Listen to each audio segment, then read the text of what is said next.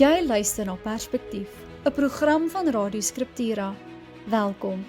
Perspektief wil vir jou 'n vars, Bybelse perspektief gee op enkele nuusgebeure van die afgelope maand. Die gesprek word vandag gelei deur Jaco de Beer.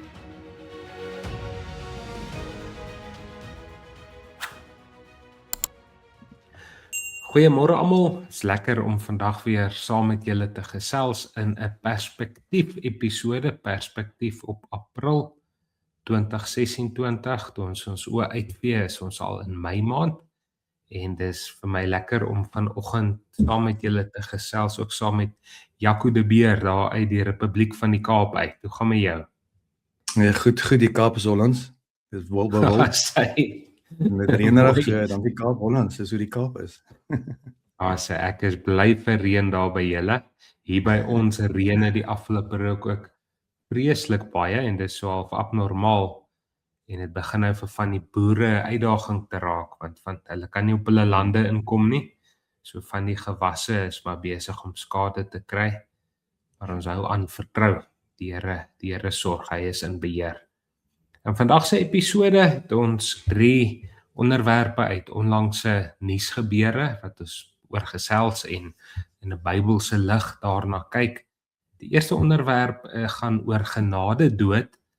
Dignity SA wat druk dat genadedood of bystanddood, soos hulle dit noem, gewettig moet word in Suid-Afrika. Daarna gesels ons oor die Weste wat steeds die Islam omhels, en in die laaste onderwerp die plek van kunsmatige intelligensie of AI, soos dit maar algemeen bekend staan. Hoe behoort ons as gelowiges daarmee om te gaan? Dit doen ons veral in die lig van 'n verklaring wat die lig gesien het, humanstatement.org, maar ons sal 'n bietjie wanneer ons by die onderwerp kom daaroor gesels. Eerste onderwerp oor Dignity South Africa. Nou, dit is 'n groep wat hulle self beywer daarvoor om genadedood of bystanddood, hoe ook al jy dit wil noem, te wettig in Suid-Afrika, en hulle sê dit is jou reg om die sê te hê oor jou eie liggaam.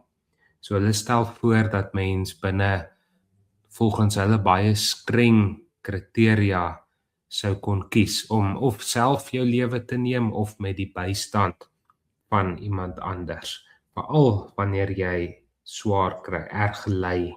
Ja, en hulle maak 'n punt daarvan om te sê verstandelike, bekwame persone kan hierdie besluite neem. Nou, dis nou nie die eerste keer wat ons al hieroor oor genadedood gesels nie. In 2019 November maand het ons daar gesels, ook in 'n perspektief episode. 2023 het ons daaroor in Mei maand gesels oor Kanada se wetgewing rondom genadedood.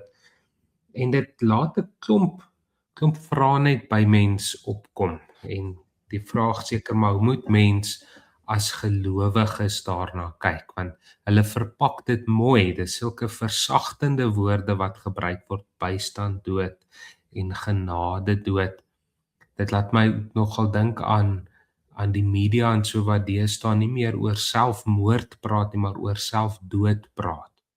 So asof die bewoording iets aan die daad gaan verander. So Jaco, so 'n paar gedagtes van jou af hieroor. Ja, net om aan te sluit by die agtergrond of konteks, daar was ook in Suid-Afrika onlangs, ek het die storie gelees, ek het nie nou baie besonderhede daaroor nie, maar ook daar's 'n dokter in Suid-Afrika wat ook nou besig is om die saak hof toe te dryf, ernstig hof toe te dryf, oor genadedood. So, en hy's baie, die saak kom iewers in die hof, ek weet nie hoeveel voorkom het, maar dit gaan in die howe draai onlangs, of het reeds dalk al gedraai.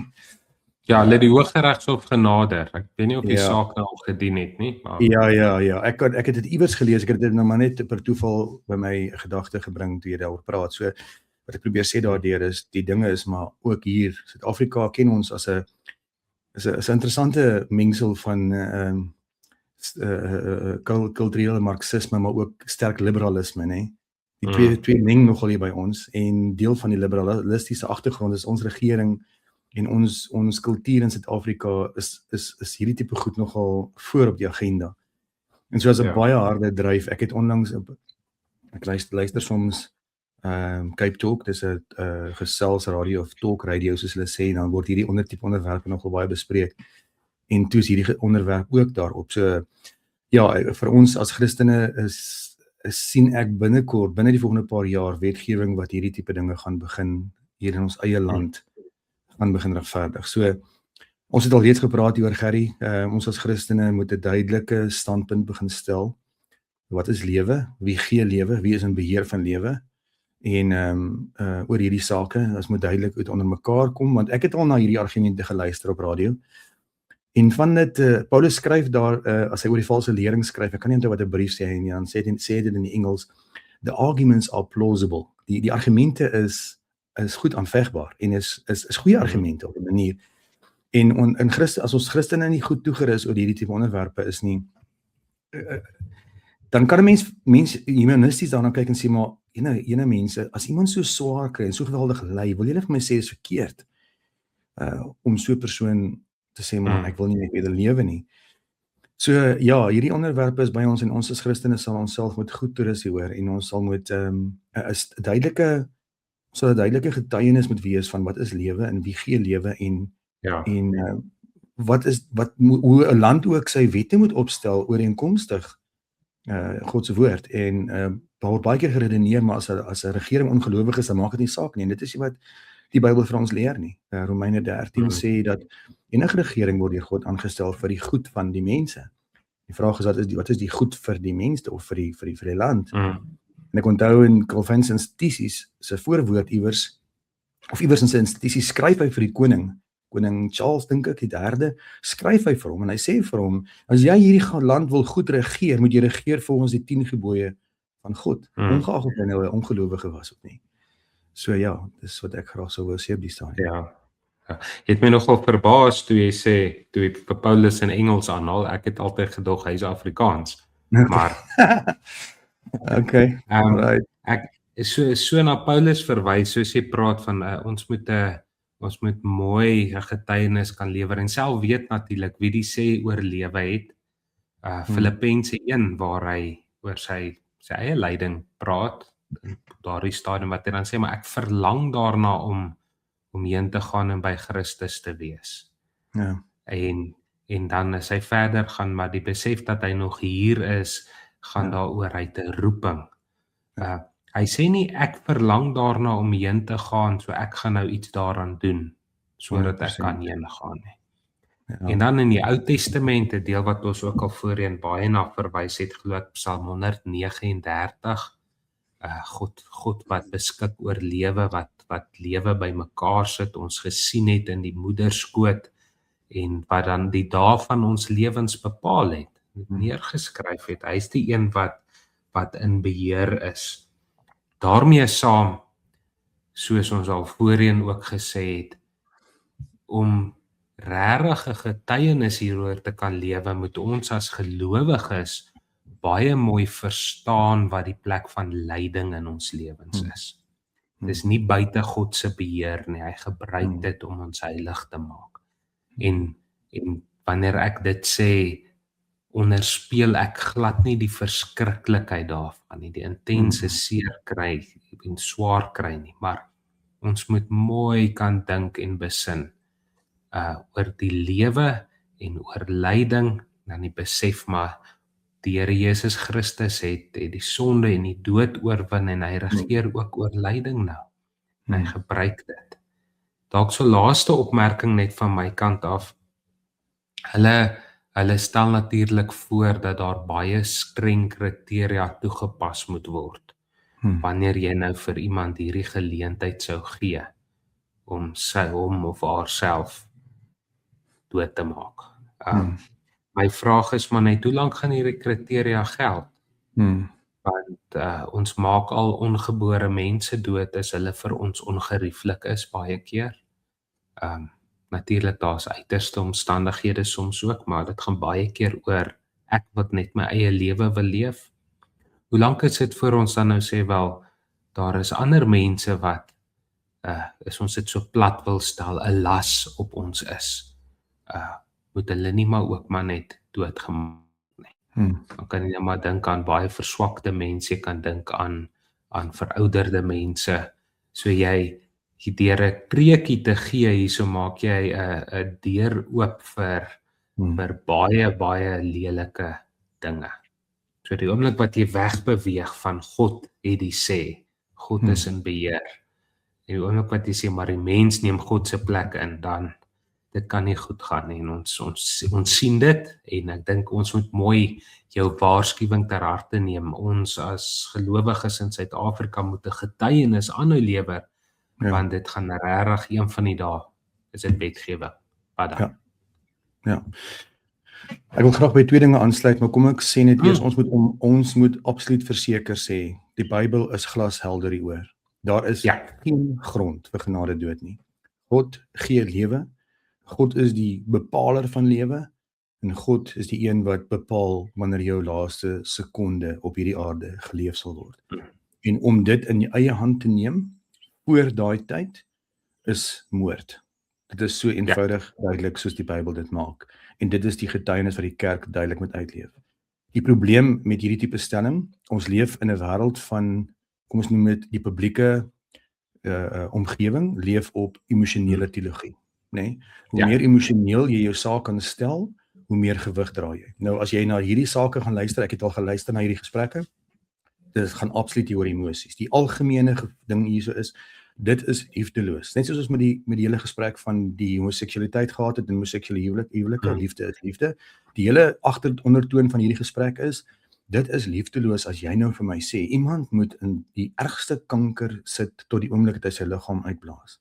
Sy asem uitblaas. Hy het geen lewenskwaliteit meer nie. Of iemand wat een of ander siekte het. Hoe kan jy so dink? Dit is absoluut liefdeloos om te sê, jy het net geen liefde vir die mens. As jy vir my kom sê, iemand moet so aanhou leef, en ek het nie die reg om te sê, ek kan nie meer in hierdie pyn bly nie. Dit is die groot fundament waarop hierdie hele ding staan.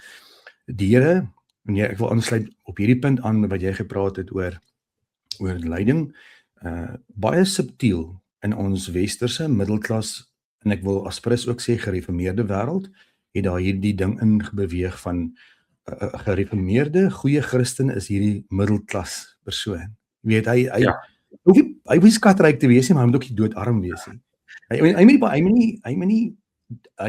Ek hoef nie 100% gesond te wees nie, maar ek moet daarom ook nie heeltemal siek wees nie. Dis dan nie wat die Here bedoel vir my as ek hom getrou dien nie.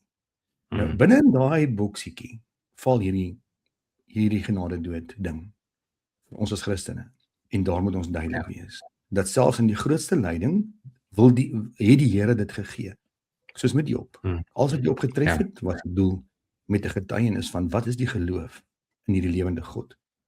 En dit is baie belangrik dat ons duidelik daaroor is en dat ons dit leer vir ons lidmate en vir mekaar. En dat ons daai vashou en daai getuig na 'n wêreld waar daar nie ruimte is vir 'n God nie en vir geloof nie en vir die volharding van geloof te midde van lyding. Ja, kyk, dit vat groot onderskeiding van ons om mooi te dink oor hierdie saak, veral omdat dit so mooi verpak word. So asof daar nou genade in die dood is. Daar's genade vir ons in Christus se dood gewees. En ons, dit vat groot onderskeiding, vermoë en leiding van die Heilige Gees om ons eie harte te ontbloot van hierdie ligte voorspoedsteologie, soos jy van praat. Ons is baie vinnig om vingers te wys na ons wat die voorspoedteologie aanhang, maar as ons bietjie dieper in ons harte krap, en kom ons agter, maar dit steek ook maar daar vas. Ons volgende onderwerp dan, die Weste wat, ek doelbewus gesê, steeds die Islam omhels. Dis iets wat ons al hoe meer toenemend sien.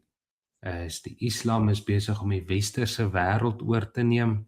Westerse leiers wat jou wil wys maak dat die Islam 'n geloof van vrede is, en voor ons weer kry, dan sit ons op 'n plek waar die Islam heeltemal die Weste oorgeneem het. So ek weet nie wat is jou gedagtes hieroor nie. Ja, ek het so 'n bietjie gaan oplees en dit is 'n interessante fenomeen. Ek onthou toe ek in my voorgraadse studies apologetiek gedoen het, toe het ek as Islam een van die godsdienste wat ek ondersoek het en ook iets oor geskryf het in daai tyd. En toe was die groot dryf onder Christene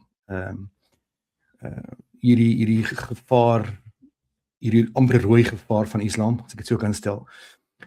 Radikale Islam is besig om die Weste in te neem en die groei van Islam wêreldwyd. En almal goed is natuurlik nog steeds so, maar toe was die groot vrees veral onder apologete en Christene en Christenleiers dat hierdie radikale Islam gaan die wêreld met hierdie oorlog, tipe van inneem. En wat interessant gebeur het die laaste 10 jaar sien ek, om daai gevaar situasie of daai aktivistiese tipe van spraak en daai radikale tipe van uitspraak en vreeskomponente oor teen te kom, gaan baie westerse leiers toe en hulle sê maar okay goed, kom ons benader Islam nie meer as hierdie radikale geloof of hierdie gevaar nie of hierdie oorlogsigtige mense nie. Kom ons benader Islam in 'n pluralistiese manier, in 'n intergeloof manier. Kom ons bou bande. Kom ons trek hulle selfs in ons geloofskring in. Ons herken hulle as 'n godsdiens, ons herken hulle en ons kan self so ver gaan om te sê maar daar's raakpunte tussen ons God en julle God. Daar's raakpunte tussen ons gebruike en julle gebruike. Met die doel om te probeer hierdie golf van radikale Islam val na die 9/11 insident teen te werk. Dan is daar nou natuurlike onlangse dinge wat in die sin uitgekom het. Ons weet van die onlangse toespraak van Prins Charles, waar hy in sy paasboodskap omtrent niks gesê het oor die Christelike geloof nie, maar hy het byvoorbeeld Islam verdedig. Hy het goed gepraat oor Islam. Hy het 'n Ramadan boodskap uitgestuur en baie kerkleiers en Christene het hom gekritiseer daaroor. Hy het lof vir Islam gegee, né? In sy paleisboodskap tydens die heilige week. Hy wat nou ek sê nie hy is die verdediger van die geloof nie, inteendeel is hy nie, maar hy staan in die sekulêre Christelike geloof as die verdediger van die geloof bekend. Nou hy wat die verdediger van die geloof is, het nou gekom en hy kom in die plek van koningin Elisabeth wat baie meer evangelies was as hy en nou begin hy Islam prys, jy weet. En so dan is daar ook mense gewees soos Emmanuel Macron van Frankryk wat ook deesdae begin hierdie getoon gesels van Islam, 'n verdediger van Islam en 'n kulturele intrek van Islam. Hy het byvoorbeeld het ek gesien hierso hy probeer Frankryk hervorm en herorganiseer om Islam in toe te laat en veilig te laat voel. Baie van die immigrante wat inkom. Dan is daar ook ek het byvoorbeeld gelees, ek wou dit genoem het nou, ek soek dit net waar wat geskryf het. Hy het 'n byeenkoms bygewoon oor die tipe van neutralisering van die gelowe teenoor mekaar. Dan is daar ook Paus Franciscus wat in 2019, ek was 'n bietjie lank terug, hy is die vorige paus, 'n dokument geteken wat hulle genoem het dokument oor menslike broederskap met Islam. Jy weet, ook om hierdie tipe van die playing field soos hulle sê te level. Dan is daar Trudeau in Kanada. Natuurlik Macron was in Frankryk, maar Trudeau in Kanada het 'n sterk pro-Islam standpunt. Hy het hy wat die konferensie bygewoon, 'n konferensie bygenoem het wat Reviving the Islamic Spirit was die konferensie wat hy bygewoon het. Om sogenaamd te sê maar Islam, die algemene Islam is nie hierdie radikale komponent wat julle van praat hier, daar's 'n meer gematigde, die groter groep is meer gematig. So kan jy begin hierdie toon hoor, nê, wat ons probeer hierdie Islam afspeel en selfs intrek. En wat nou gebeur is, nou kan jy wêreldwyd met die oorloë en die onderdrukking in jou radikale islamitiese lande baie moslems wat uitbeweeg, né? Onwettige immigrante en soort groeiende islamitiese teenwoordigheid in Europa, selfs Amerika en ander lande ook. En dan hierdie toenemende ek sit hom in Afrikaanse woorde vanmôre, embrace, omarming. Ja. Nee? En die gevolg daarvan is dat jy begin al hoe meer politici in regering sien. Islamitiese politici, wat dan ook islamitiese uitsprake begin maak. So, dit is my 'n kompromie benadering. En sodoende begin Islam stadig maar seker groei in die Weste. Die geloof word afgewater. Maar ons praat net oor Islam, maar dit raak eintlik meer, baie meer is dit. Ek meen ons die algemene Christelike geloof in die klassieke westerse protestante wêreld. Dis maar 'n fenomeen as gevolg van ons eie geloof wat afgewater raak. Ons het net nog gepraat oor genadedood. Dis maar deel daarvan. Dat iets soos genadedood in 'n protestantse Judeo-Christianity, weer een stuk met die Afrikaanse woord, wat kultureel sterk gestaan het op die tipe goed. Homoseksualiteit. So dit asof die leemte wat in ons eie wêreld bestaan, Islam beweeg daar binne. En dan is daar 'n ander groot ding wat ek daar gesien het. Daar is as gevolg van hierdie verwatering van ware Christendom, neig baie Christene na die Islam kultuur toe. Want dit het 'n sogenaamde baie sigbare wêreld. Daar's 'n Islam is 'n geïntegreerde godsdiens. Jou hele huisgesin, jou hele die manier hoe jy werk en funksioneer word deur Islam bepaal, né? En mense word nogal aangetrek. Daar's 'n vakuum in die westerse wêreld. Ons het in die westerse wêreld, en ek het nogal met 'n paar mense gepraat hierdie laaste tyd oor is. Ons was volk van God. Daar was 'n redelike sterk Christelike kultuur in die wêreld waarin ons geleef het. Dit het platgeval deur liberalisme en humanisme.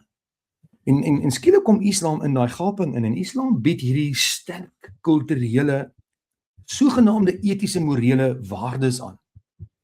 Dit gaan op sigbare godsdiens, gaan op werkgedrewe, maar dit vang nog steeds mense aandag. Wat se identiteit het die Weste nou? Ja. Wat se identiteit is daar in die westerse absolute liberale sekulêre kom ons met godsdiens. Sekulêre liberale godsdiens. Die huisgesin wat in God bestaan het. Wat is daar nou? Hier kom Islam in wat nog sterk waardes het, maar is nie meer Christelik nie.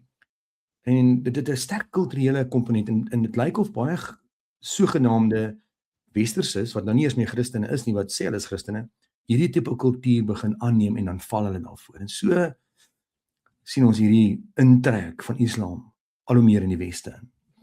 Dis maar my take on the story. Ja, kyk die natuurlike mens, die sondegevalle mens is geneig om na wette te gryp vir redding.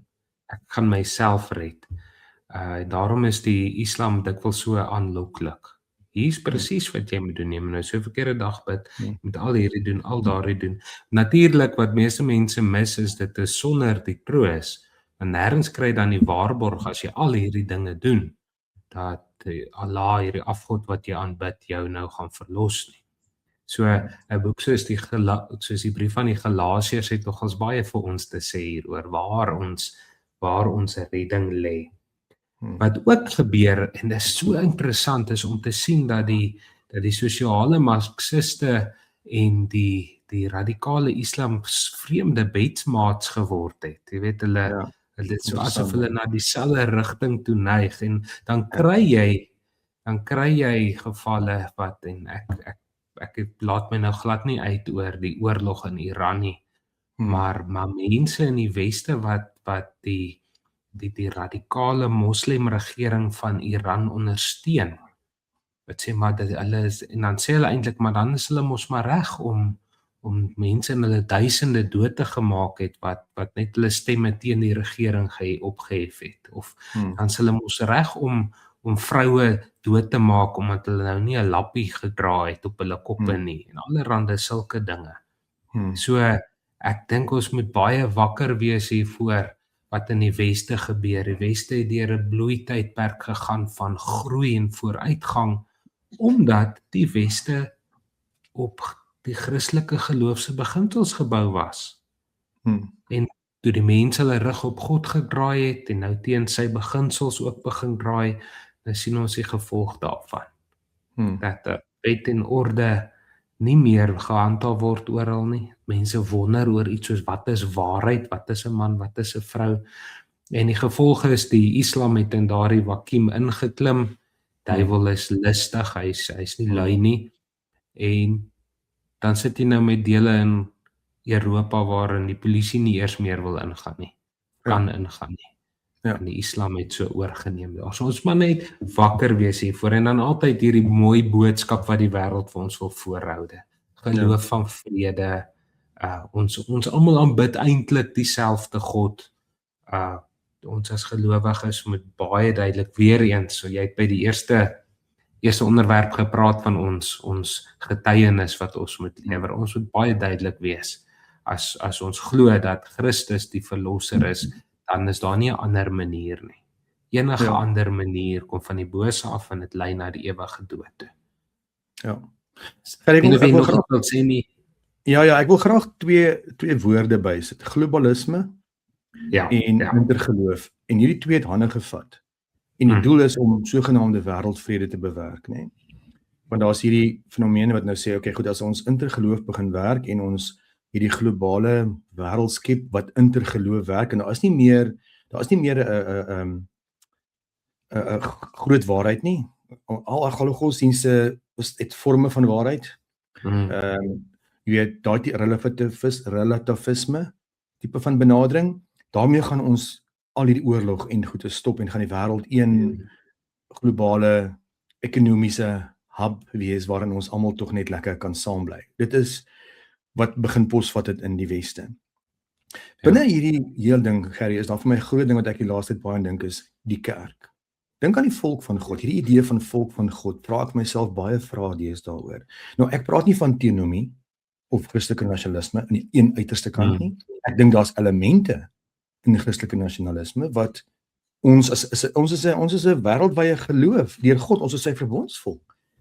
Maar dan praat ons ook nie aan die ander kant van 'n totale passiwiteit waar die kerk op die hoekie sit en ons het net niks te sê in die wêreld nie. En die kerk moet bietjie diep gaan nadink. En as ek kerk praat, dan praat ek van weier-kerk, maar ons is eie individuele kerke ook.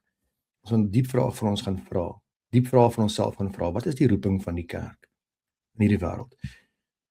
Voor hierdie hele ding begin het, gaan kyk na ons is gereformeerdes, gaan kyk na die gereformeerde vroeë geskiedenis. Hoe het Calvin hulle geleef? Hoe die eerste generasie, tweede generasie, derde generasie gereformeerdes geleef? Dink aan, en hulle het almal foute gehad. Calvin, Luther, Calvin, John Knox, daai tipe mense, wat is hulle publieke teologie gewees? Hoe het hulle in die publieke domein met die geloof ingegaan? Hoe het hulle kerk en hulle lidmate geleer? Dit was juist 'n geïntegreerde godsdiens, geloof, Christendom onder verbond, as 'n verbondsvolk wat vir die wêreld gesê het, hier's die enigste antwoord vir ware vrede in jou eie hart, maar vir 'n ware toekoms. Ons het stil geraak oor hierdie goeie. Ons almal leef in ons klein huisies en die kerk ook net op sy hoekie. Ons het ons 'n boodskap wat ons die Christelike kultuur na buite toe gaan, waar ons as 'n volk lewe, waar ons as 'n want die Bybel praat baie van hierdie tema, volk van God. En dit voel vir my, die kerk het teruggetrek en die westerse wêreld het hierdie ding verloor en in sekulêr geraak en ek praat nou 'n bietjie weer, maar dit is 'n ding wat ek dink is 'n groot onderwerp. Ek dink ons bietjie baie gaan praat oor in die toekoms. En Islam en ander godsdienste kom en dan beweeg in hierdie gaping in, omdat die Christelike kerk het verloor. Wat sy identiteit is ons? Wie is ons? Volk van God. Wat beteken dit vir my hele lewe en ook vir die kerk in die wêreld? Ja. Dit is so asof die groot dele van die kerk, maar soos nou die Engelse spreekwoord kan gebruik, die Kool-Aid gedrink het van die wêreld wat sê wel, waarheid is relatief, gaan elkeen sy plekkie onder die son. En dan trek ons laar en wag vir die wederkoms. So ja, nee, dit laat ons met diep nadenke en natuurlik gebed tot God vir bekering in ons harte. Ons kan kerk wees soos ons moet wees. Ja. Nou 'n laaste onderwerp vir vandag is dan die plek van KI of AI. Ek het my AI bygesit want die van ons wat in boerderygemeenskappe is, verstaan onder KI iets heeltemal anders as kunsmatige intelligensie en daar kan ook baie gesels word oor baie voordele daarvan, maar Ons praat vandag net weer oor kunsmatige intelligensie, artificial intelligence, veral in die lig van 'n verklaring waarop Jan Louis ons gewys het, humanstatement.org, en hy het weer 'n mooi Afrikaanse woord gebruik, alarmisties. Jy weet, mens kan maklik as jy oor hierdie goeters praat, dink maar, waarsku die mense nie te ernstig nie, skree hulle nie wolf as daar nie 'n wolf is nie. En dit laat ons steeds met die vraag, maar hoe moet ons as gelowiges met artificial intelligence omgaan? En so 'n bruikbare hulpmiddel. So ek weet jy beweeg baie meer in 'n wêreld wat dit baie gebruik, en ek hoor graag wat jy daaroor te sê het. Ja, ek wil eerstens net sê ek kyk die ding maar nog uit. Omdat ek werk tans nog, ek is 'n tentmaker predikant, so ek werk tans nog vir 'n koöperatiewe maatskappy, en in die meeste koöperatiewe maatskappye word AI as 'n instrument of KI dan as 'n instrument gebruik, en ek dink met baie vrug. Kom ek net eers, ek het ook daai verklaring gelees en die verklaring wat my goed was in die verklaring, dit sê 2 groot boodskappe.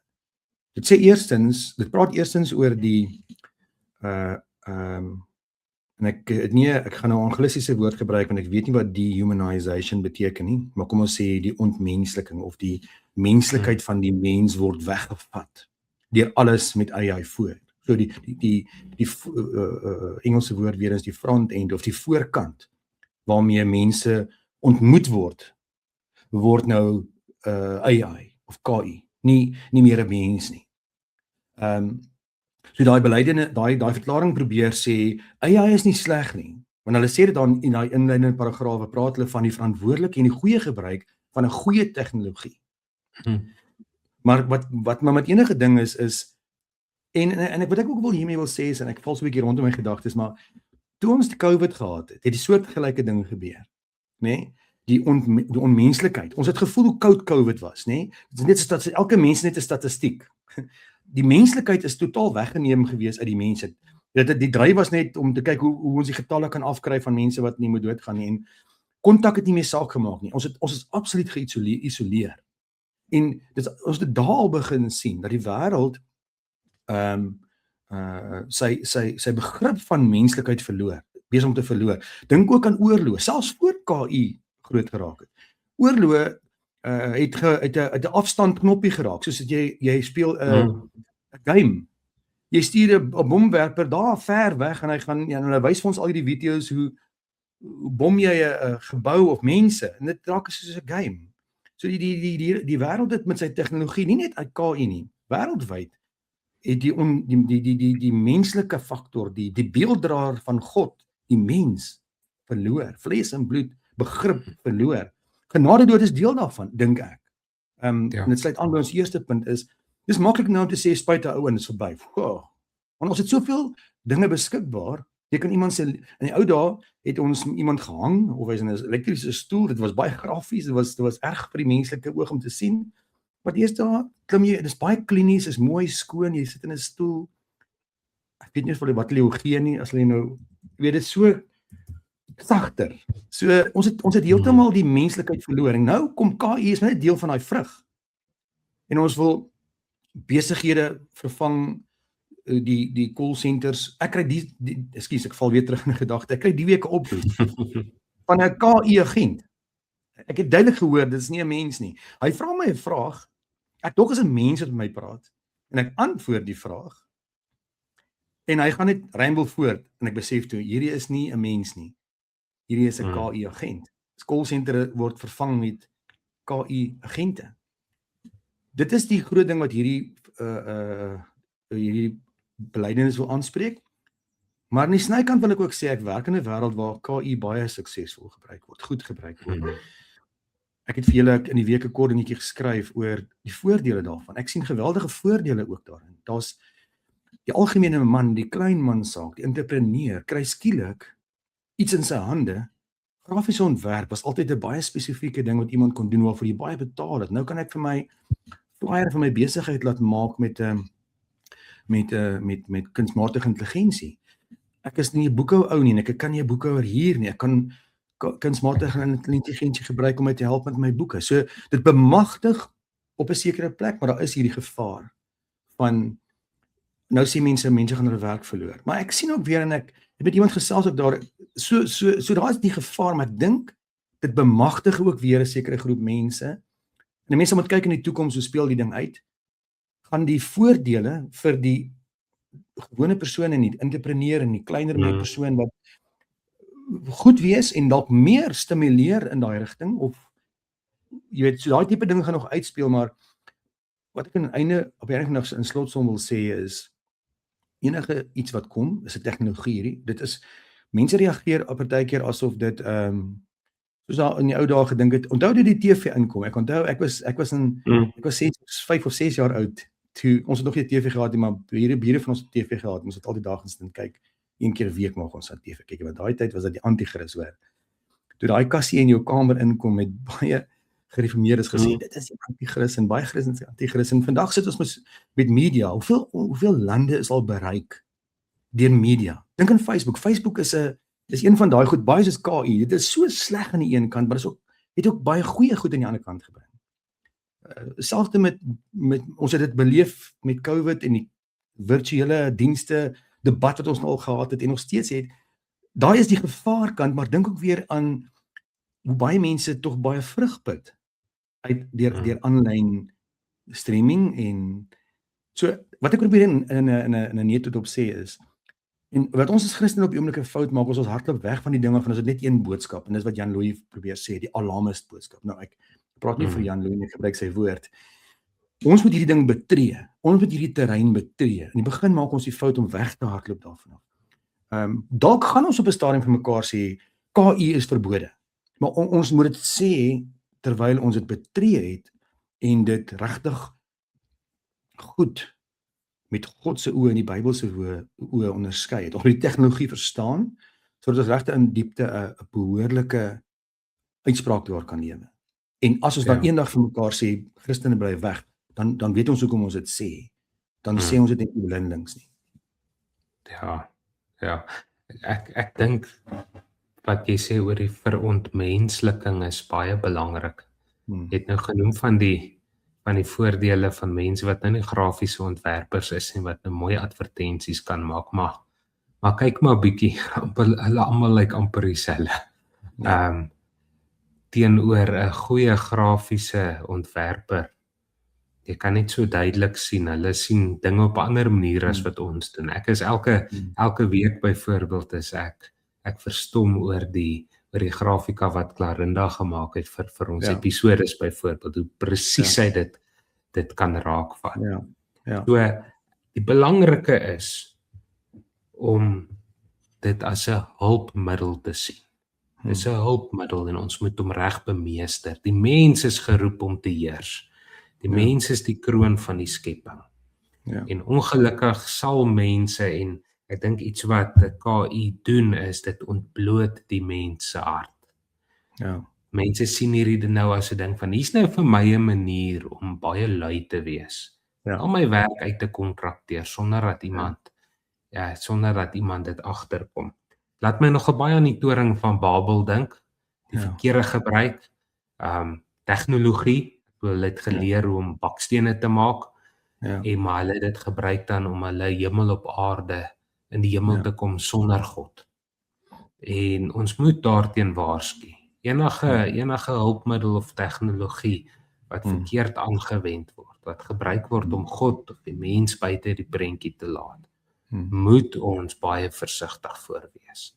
Maar ons moet ook die voordele kan insien van hierdie hulpmiddel en hoe ons dit kan gebruik. En hoe ons dit nie moet gebruik nie. Daar's byvoorbeeld in my kop glad nie plek vir 'n preek wat AI vir jou geskryf het nie. Want dit kan nie dink, dit kan maar net werk met dit wat jy vir hom gee. Maar daar is plek om dit as 'n hulpmiddel te gebruik as jy sukkel met formulering in 'n ander taal byvoorbeeld, vra maar hoe kan ek hierdie beter formuleer om jou te help om baie navorsing te doen. So daar is 'n rykdom daarin en daar is 'n 'n gevaar daarin, Ja. maar ons moet nie die vinger wys en sê daar is die gevaar nie. Ons moet na ons Ja. eie harte kan kyk en besef maar hier is die gevaar. Ja. Ja. Ja, ek kan miskien net aansluit by jy nou gepraat het oor die goeie gebruik onder andere daarvan. Nou ek glo jy het ook en ek dink paar van ons het dalk ook die Logos Bybelprogram. Ek het dit ook en ek het die nuutste subskripsiemodel en 'n redelike database smel opgebou. Logos het byvoorbeeld ook nou al KI ingebou maar dit hardloop op jou eie database. So jy sit met 5000 boeke, jy weet, en jy moet 'n preek maak vir die week en jy moet 30 boeke gaan lees. Jy kan die KI ingeboude agent vra, wat sê die kommentare oor hierdie vers? En dan gee hy vir jou 'n goeie opsomming.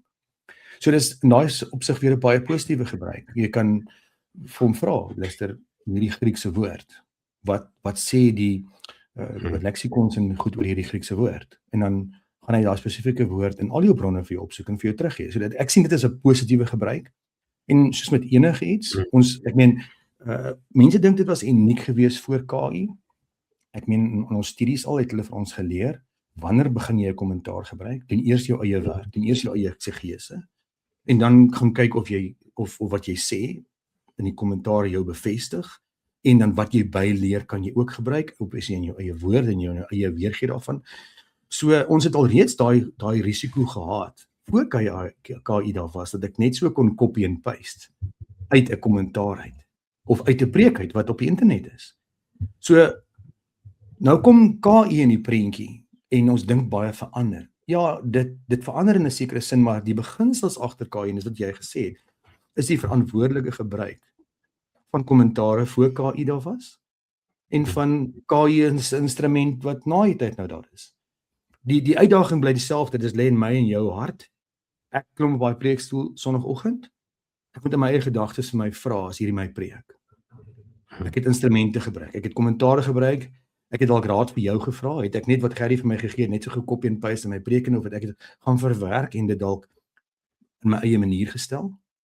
Kan ek op die preekstoel klim en verantwoordelik sê, dit wat ek hier aflewer, is my preek. Ek het miskien die KI in Logos gevra om my te help met die verstaan van hierdie vers, maar ek het verantwoordelik daarmee omgegaan. Met die inligting wat gekry het, soos ek in enige kommentaar het kry, het ek verantwoordelik gebruik en ek kan hierdie preek weergee as ek preek hom uit my hart en my gedagtes uit.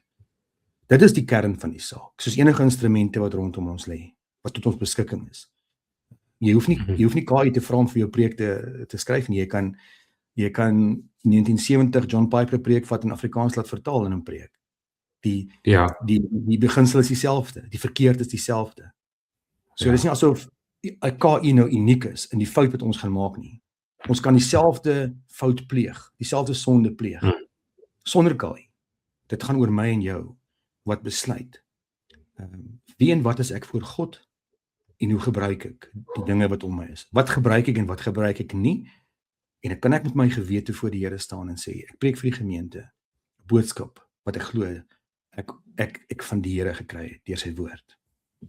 Ja, ek het dit nou net voor hy John Piper genoem het, dink ek ook daaraan, ons het soveel toegang tot soveel predikers die wêreld oor, maar niemand wat ek ken sit in een van daardie predikers se gemeente nie. Korrek.